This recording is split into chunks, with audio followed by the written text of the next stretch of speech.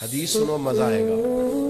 بخاری مسلم میں مشکات میں حدیث موجود ہے، نبی پاک فرماتے ہیں بندہ گناہ کرتا ہے، بندے سے گناہ ہو جاتا ہے، پھر وہ کہتا ہے یا رب یا رب یا رب مجھے معاف کر دے۔ اللہ فرشتوں سے فرماتا ہے میرے بندے کو پتا ہے کہ میرا کوئی رب ہے، اور یہ بھی پتا ہے کہ میرے رب نے مجھے معاف کر دیا۔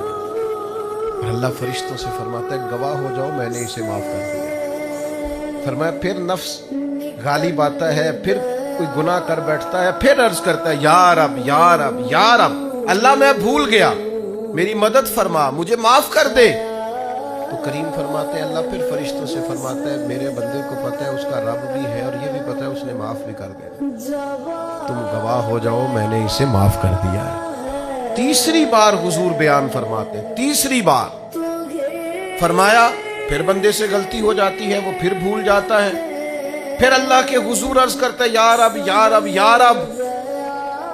تو فرمایا مالک فرماتا ہے فرشتوں میرے بندے کو پتہ ہے کہ اس کا رب بھی ہے، اور یہ بھی پتہ ہے کہ اس نے معاف کر دینا ہے، تم گواہ ہو جاؤ میں نے اسے معاف کر دیا ہے۔